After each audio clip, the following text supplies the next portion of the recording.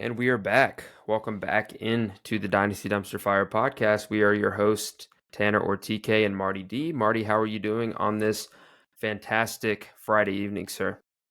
I'm doing very well. How are you doing? Not too bad, not too bad. Today we are going to chat about some dynasty trades that have been made since our last episode. One of our favorite episodes to go through and do on the podcast are looking at some of our dynasty trades from the two big leagues that we're in together. The cool thing about this one is that all of these are from one league and they're all from within a span of a couple weeks, which I think will be pretty interesting. So we're going to go through, talk about them, talk about each side, talk about who we thought won or lost, or any kind of values that we thought were had in the trade, and overall just kind of give our analysis on each. So sound like a plan, man? Let's rock and roll. Let's do it. All right, so just to give you a little bit of context, this is a league that is a 12-team league, full PPR. It's tight end premium, 0.75 tight end premium, super flex. And then all of these trades, as mentioned on the screen, are before and after the rookie draft. So they were within the last 2 to 3 weeks or so. So it was a lot of activity in that time. So we had lots to talk about. And then both Marty and I are both active hosts or members, and both of us are active members in this league. So we've got a couple that are pre-rookie draft. So we did do a rookie draft analysis last episode. So go and check that out if you didn't already to kind of get our thoughts on how our rookie draft went in this league. We've got some pre and post rookie draft trades. So this first one I kind of went over in that episode. This was actually during the draft, but we'll call it pre-draft because the pick hadn't been made yet. This is after I'd taken Caleb Williams at the 102. I then had 4 top 15 quarterbacks on the roster and was trying to move one, and ended up moving Dak Prescott and the 205, which became Adonai Mitchell for the 106, which then promptly became Malik Neighbors, which is who I made that move for in the first place. So we talked about this a little bit last time, but what are your thoughts on this one now that we have the outcome? Still amazed that Malik fell as far as the 106, but a nice pickup in your scenario since you would have been 4 quarterbacks, and these aren't simple like quarterback 2s. These were all QB 1s. It was a very good move to move the oldest one off and take up a new offensive weapon. So again, I'm with your side on this. For the other team, I saw the move and the reason behind it. The Adonai Mitchell isn't a bad replacement, either, or addition. Yeah. Again, like my thought process is I was going into this draft planning to get Marvin Harrison. I just had that receiver hole. And then once the quarterback went at 105 and I saw an opportunity, a guy that was quarterback needy, I thought that was a good opportunity to pounce. Plus, the guy who we made this trade with, Canley, is a Cowboys fan, so I think that helped a little bit. For sure. Plus, Dak is far and away now his best quarterback. So I think it's a win for both sides, honestly. Of course. But for the dynasty perspective, I'm with the younger side. So, yep, go with the young upside receiver. I think if we look at KTC value, I don't know what he is right now, but I think Malik he's got to be pushing top 12 at this point already before he's even played, just because of how highly we value these rookies. So I wouldn't put him. I just top felt like 12, taking that. like overall receiver, but Well, I wouldn't say I would either, but I bet he is. Maybe the top 25, but I could see him finishing in the top 12 depending on how he does in the Giants. Well, why don't we look? I just want to see real quick. Sorry, guys. We're going to check out where he's at real quick.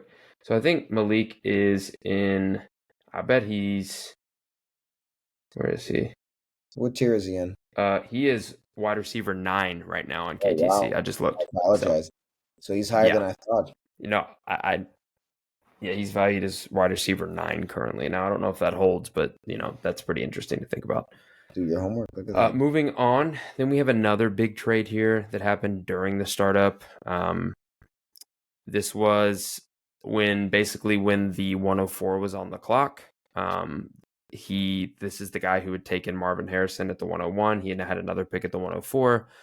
He was then left with the choice to take one of those young, basically the quarterback 2 off the board, or try to make a move. And what ended up happening here was a pretty significant trade. basically it was CJ Stroud in the 202, and we'll tell you who all of these players became here in just a second. It was CJ Stroud in the 202 for the 206, 110, 104, and then some thirds and fourths. So this 202 became who, Marty? Do you have that up? I remember from the bottom. So the 104 became Jayden Daniels. The 110 became Bo Nix. The 202 became Michael Penix. And then the 206 became Corum. Okay.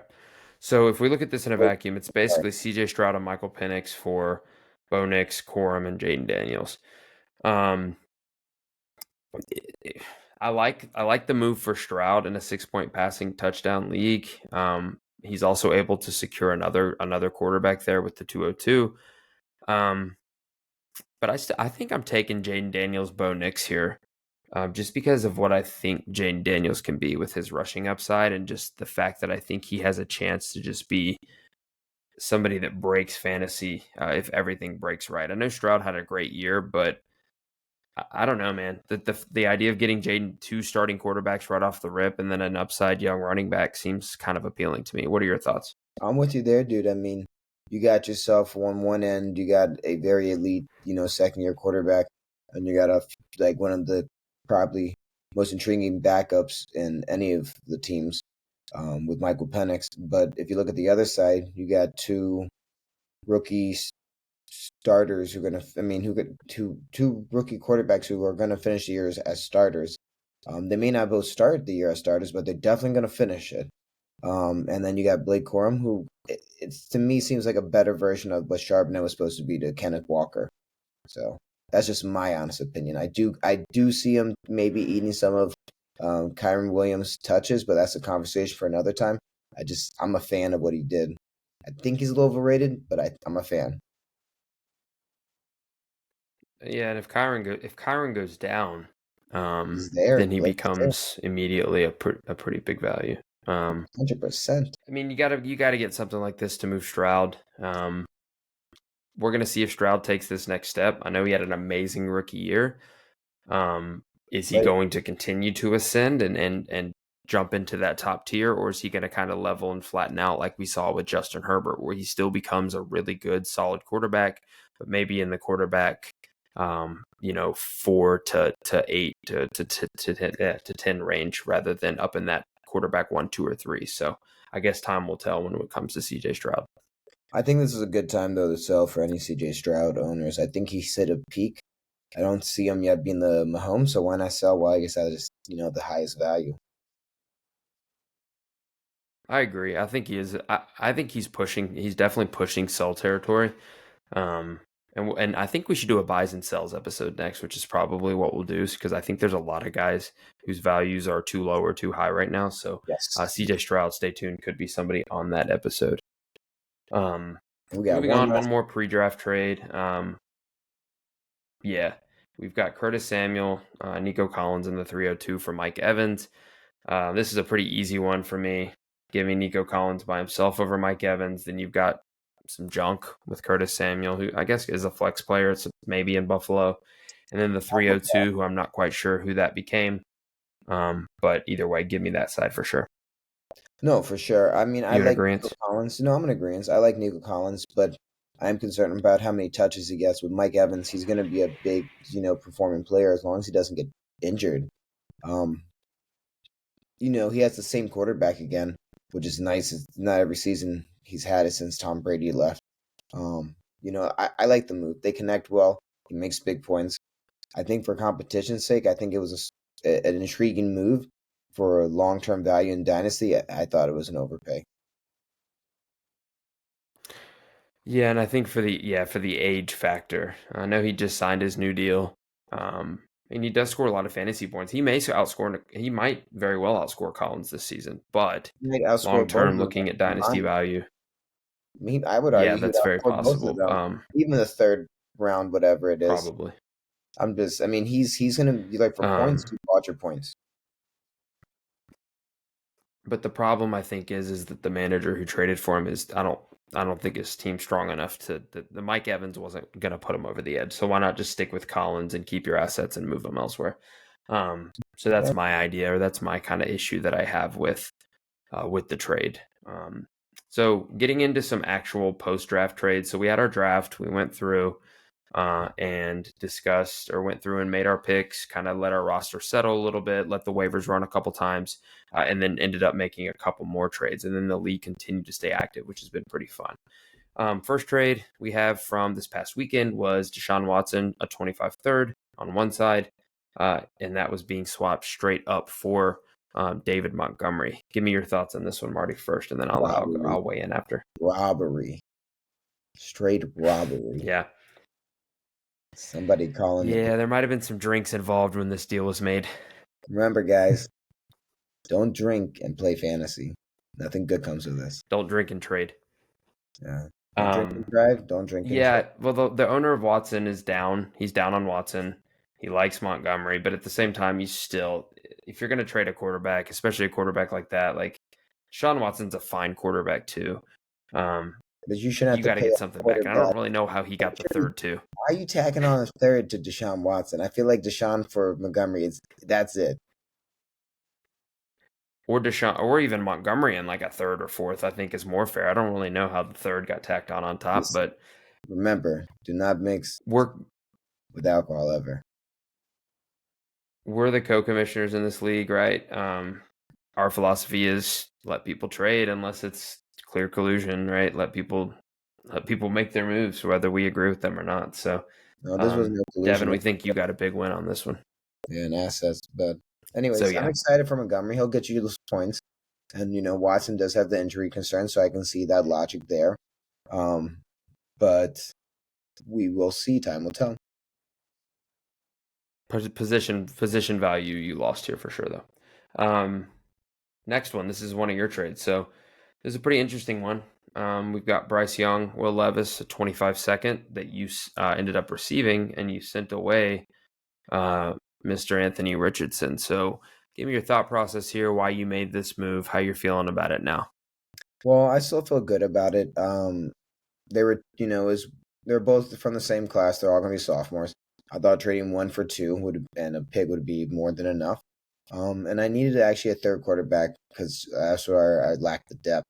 Coming into this season, we don't know how it's going to look for Anthony Richardson, how he's going to connect with this receiver core, what's really going to happen, and if he's going to stay healthy. But if he does and goes above and beyond, then it's going to be a freak show, and I might look like the fool. But with Bryce Young and Will Levis, I just felt like there was more optimism coming their way. Will Levis might have an older receiving core, but at least there's people there finally. Young's finally getting some, upgrade. So it's like, why not see what happens? In my logic, you got a player set up to literally be like Caleb Williams, Anthony Richardson. He has everything there that he needs. And if it doesn't work because of his injury history, because he got injured a lot last year, it's going to be a bust. He's not fresh. Like how many was it? Like he took 4 concussions? That's the big concern with him. He took 4 concussions, right? Yeah, he was hurt all year. Yeah, well, I think he had 2 concussions, and then he had a shoulder issue. He had some kind of leg issue too that knocked him out at the end of one game. So, what are your thoughts? Yeah, Anthony Richardson has injury concerns. He has injury concerns. I get it. 2 for 1 is fine. You got to really. I believe in. Well, we'll talk more about these 2 guys, Bryce and Will Levis, at the end when we do our close up. But I like Bryce Young. I think Bryce Young's going to see a resurgence this year just because of what Carolina's done around him. And then getting Levis on top, right? The 2 for 1 at the quarterback. If Levis can turn into something, right, you're automatically getting an advantage if you got 2 longish term starters. And then the second on top is fine. I think it's a fair deal though, because the upside that Richardson does possess definitely far exceeds both of theirs. So I think it's basically quantity over quality here, with the baked in risk that Richardson is injury prone. So I do like the deal from both sides, and I do see why you did it. Oh yeah, and for both teams in the league, it was a win-win.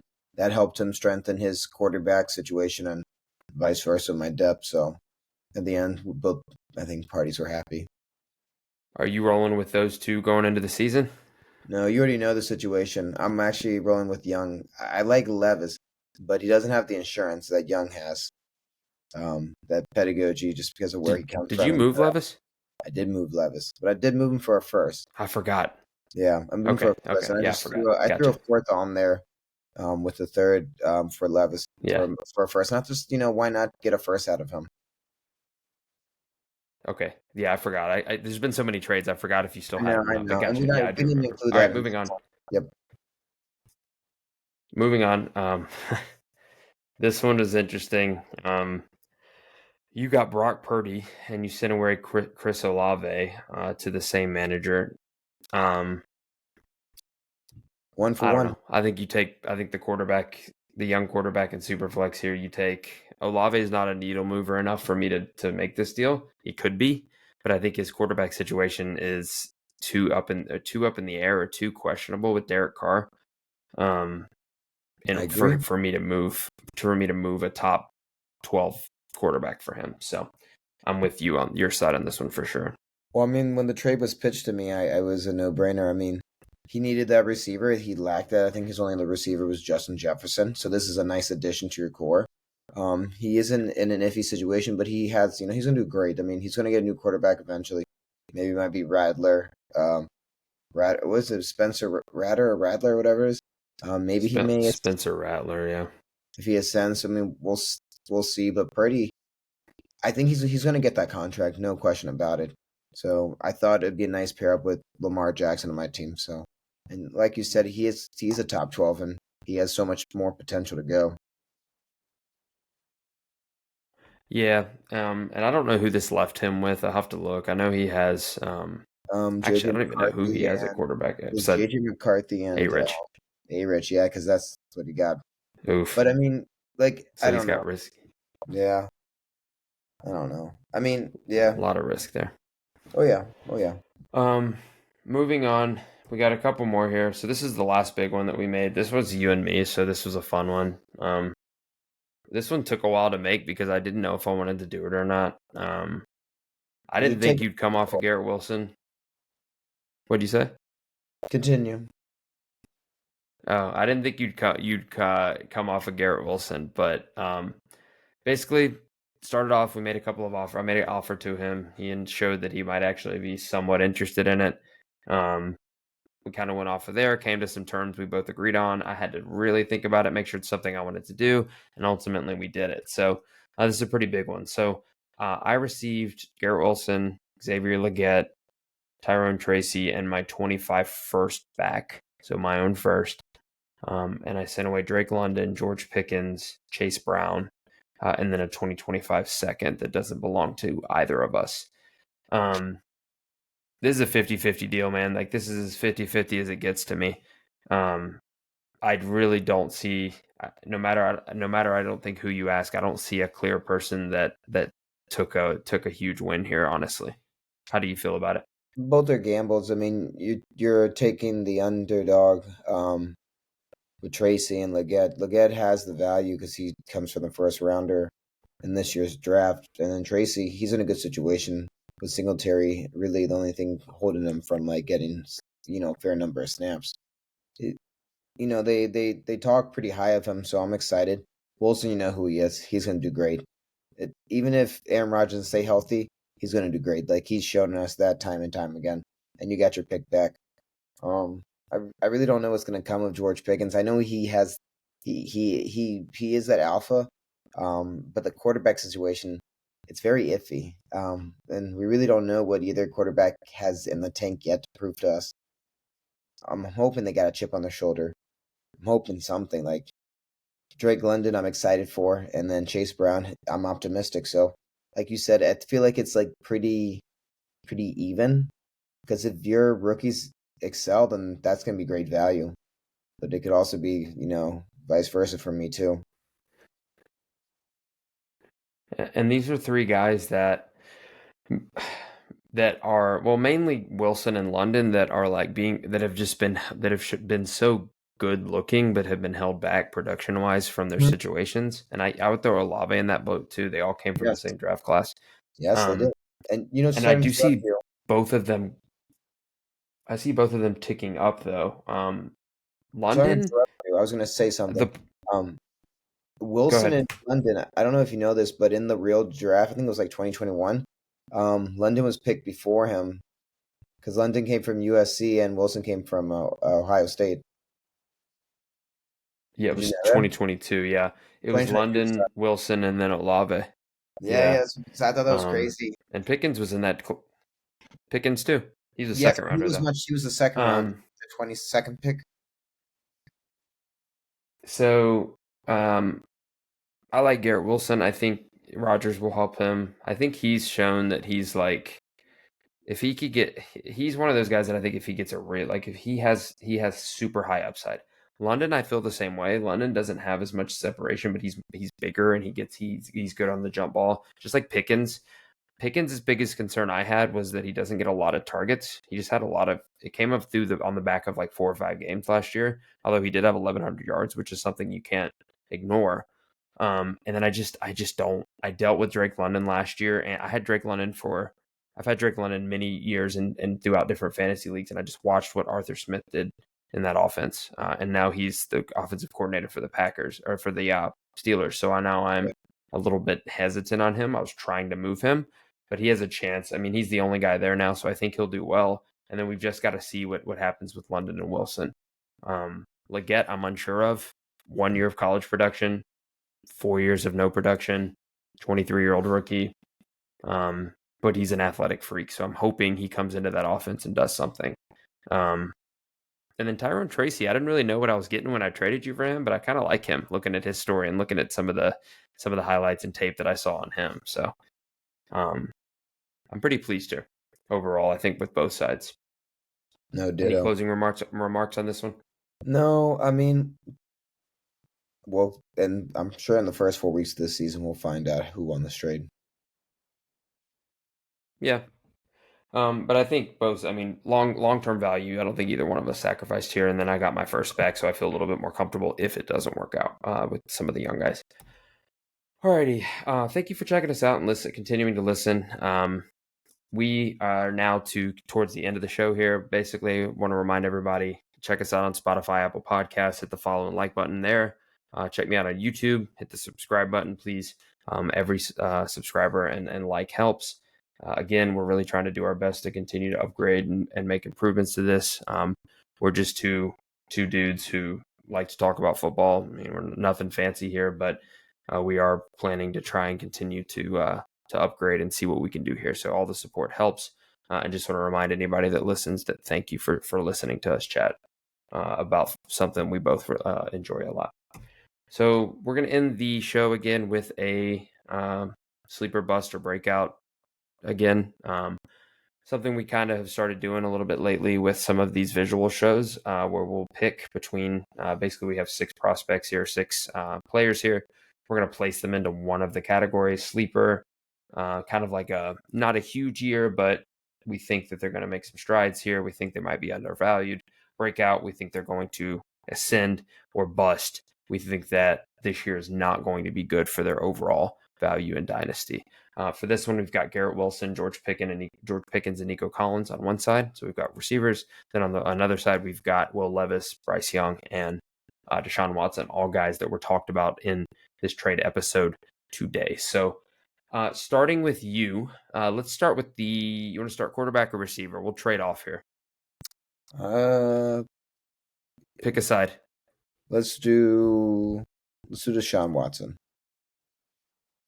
Okay, so I'm going to let you have Deshaun. You tell me exactly what it is. You tell me exactly what it is that you want, that you think is going to happen here with Mr. Watson, and I will place him in the correct box. So for what are you me, thinking here for Deshaun? I'm going to give you this one. He's in a good position. He got 3 receivers. They're a little older. He has the likes of Amari Cooper, Jared Judy joining him from the Broncos, and Elijah Moore. And then they also have some other 4th and 5th rounders. It's not 5th rounders, 4th and 5th receivers who can probably push in. Well, he's tight end, but I would definitely include him. And even depending on whether it's Ford and or Chubb, who's right in the backfield, they can somewhat catch the ball as well. We really don't even know what's really up Chubb, to be honest. My only fear with Deshaun Watson is he hasn't stayed healthy. I'm very concerned about that. He might have all these offensive weapons and all these wonderful pieces. It's not living up to the hype.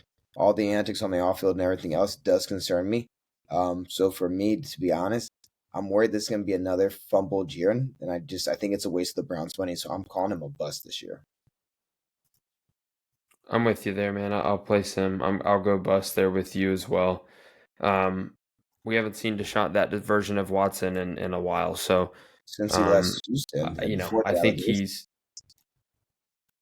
yeah. I think you've got to. I think you've got to put him there, and I don't know. This ship might have sailed for him, man. He looks good, okay, some games, but for fantasy, he's tanked. I mean, his values is low, man. Like I think you might. I don't know what you can even get him for now, but if you went to look on KCC, I bet you could get him for a random second next year. And there was a time when he was going for multiple firsts, like some of these elite quarterbacks. So, quite a fall from grace from him. This is kind of a make or break year from him. I think people are going to start to give up on him completely if he doesn't perform. So, I'm with you there on the bust. Um, I'll take which one do you? I'll go one of these two. Which one would you rather go with? You I'll pick. take the I one don't you don't care. want. You pick. All right, I'm gonna go You Bryce, and pick. You also say it. I'm gonna put him in the sleeper category. I don't think he's gonna completely just shoot up the rankings and ascend because he's still on the Panthers, and although the Panthers have made a lot of good moves, they're still not. They're still not even. I think they're probably the third best team, or maybe even fourth best team at this point in their division. Probably the fourth best team.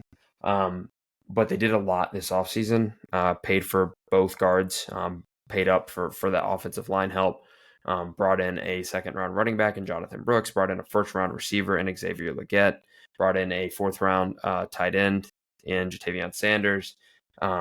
And I do think that, and traded for Deontay Johnson. So I think that there's a lot more that he has to work with this year than he's had in the past. And I think that his year is going to look a lot different when he actually has time to throw the ball and he actually has weapons to throw it to. So I think he's being a little bit undervalued right now. And I would be actively buying or at least inquiring if it seems like the manager in your league is down on Bryce. You feel the same way on that one? 100%. I do see him coming back. There's a reason why he was the 101.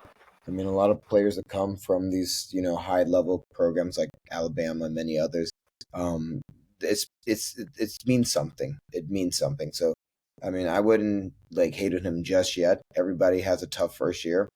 Um, so I'm with you there. If you can, do buy. And then Will Levis, you want to tell me what you're thinking there? Sure. So I'm kind of having him on a breakout or bust. He's in a great scenario to break out, but it's Will Levis. It is Will Levis. And Okay. even though he had those wondrous games, he didn't do anything after that. It was very mediocre. But he's in a great situation to excel. He has he has a 1A and 1B running back. He has a bunch of older receivers, but he's shown competency they can catch. Tight end wise, we don't really have much there. But they seems to have some protection. So it's just for me, it's either going to be a breakout or a bust. So I'd put him on the line. Where do you feel on this? I'm not a Will Levis believer personally. Do you think it's a bust straight up? I'll put him on the line here, but I think, yeah, I don't think I just don't like, I'm just not a Will Levis fan. We didn't see a lot from him. Now we got to give him the same grace, I guess, that we give Bryce Young, although Will Levis's situation was a lot better last year. I mean, he had Derrick Henry to take pressure off of him. He does have quite an arm. He did have a couple of those big I think he had a 4 touchdown game or something like that. Or something crazy, but I agree with you. He's either going to explode and just be like this huge arm, massive explosion guy, or he's just going to completely flop and bust, and it's going to be on to the next quarterback for the Titans. So I'm okay Yeah. leaving him on the line there, with potential for both. Um, But if you have him, I would sell him in a heartbeat. I'm sure you can get some value for him. if He's in a good enough scenario where if you can people. get a first for him, Well, yeah, I mean, if you can get a first one, do it. I would not take a second, especially with his age. yeah, I see. I think he's one of those guys that's like in between the value of a first and a second. Like I think he's worth more than a random 25 second, but I don't think I'd pay a first for him. So that's why when you got an offer for that, I definitely would have taken it. Oh yeah, Let's go to Garrett Wilson, I'm biased, but I'm going to put him in the breakout just because of what I've seen from him. Yes. You can attest to this, and I would have put him here even before I bought him from you. I mean, I tried to trade. I drafted him in this league, and I tried to trade him, get him back from you for a lot, many times. You're like, I'm not trading Wilson. I'm not trading Wilson. I mean, I just believe in him, and I think he passes the eye test. Oh yeah, and he was supposed to have a breakout season last year, but he didn't. It wasn't meant to be. Aaron Rodgers can stay healthy, so if Rodgers can stay healthy, they have protection out for him. That's gonna be like he's gonna have that season that he's been due for. I mean, the Jets owe him that. That's the bare minimum. He's a 1,000-yard guy with Zach Wilson and all those guys for 2 seasons. So he's athletically gifted. He's a very talented receiver. Yeah. So I see quality targets going up, obviously. I see yardage going up, and I definitely see his touchdown rate going up with Rodgers. I mean, even a 50% Rodgers is better than Zach Wilson would have ever dreamed of being. So, of course, and the one positive is he just got to stay healthy. One positive, he does have an older vet, Mike Williams, coming to the Jets, so that should help him out with giving him some separation because they're always on him because that's all they have out there. So that really should help him. Agreed. Besides Brees Hall, I mean, it's just him and Garrett. They also added Malachi Corley, so they added, I think, a third-round receiver. So I mean, they're in a good scenario. Both of those guys, him and Mike Williams, will help. Correct, and they'll just help him get more targets, which is, in fantasy point, thumbs up. So let's go to Nico Collins next, and I'll let you finish with George Pickens. With Nico Collins, I hate to do this, but he's also on the line for me with being a breakout or a bust. I do not see him being a sleeper this year. He did amazing last year. With the likes of Stephon Diggs joining there, and you have hopefully a healthy Tank Dell, it's going to hurt his share, and that means it's going to hurt his fantasy relevancy. He's in a great offense. Everything you need is there, but how does that translate into points? Unless they're getting injured like they did last year, he's on the line for me, and it's not his fault. It's just the nature of the game. That offense, as good as it was, is much improved too. Joe Mixon, Diggs. They have Tank Dell there, who has a connection with Stroud. Dalton Schultz is a target guy. I mean, he got some targets, so I don't see him returning unless you got the quarterback. Yeah, I don't see him returning on what he did last year, personally. So, moving on. Lastly, I don't really know what to do with Pickens. He's I don't see him. He's either gonna break out, or he's just. I think he might stay in the sleeper category for me, just because. You want to put him on I don't know an Arthur Smith offense with Russell Wilson at quarterback. I don't think he's just going to explode, but I think he's going to continue this solid wide receiver 2 path. Because although his offense is probably the quality of his targets, they're up. His offensive coordinator, though, I think I don't know if that's better or worse than what he had before with Matt Canada. But what he does definitely have is he's the only guy left in town. So I think that helps for sure with the departure of Deontay. They did draft Roman Wilson, who we already talked about last time, and then that leaves him and Pat Freiermuth. So I think Pickens is a little bit undervalued right now. I think he will increase in value. I don't think I'd quite call him a breakout, though, because I don't think he's going to explode, and I don't think he's going to bust either. Well, we got to see what they end up doing, because they'll have the likes of Justin Fields, Warren, Harris, and even Pickens himself. They could do so many running plays with this, and it gets kind of bizarre and crazy.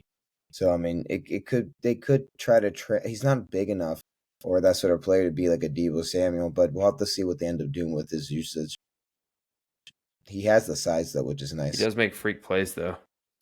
He's very athletic. Yeah, he's one of those guys you can lob it up to, and he always makes the catch. Typically. So thanks for checking us out, guys. We are going to continue trying to upload weekly. Schedules get a little busy from time to time, so bear with us on the different day of the week, but we're going to try to get an episode out a week.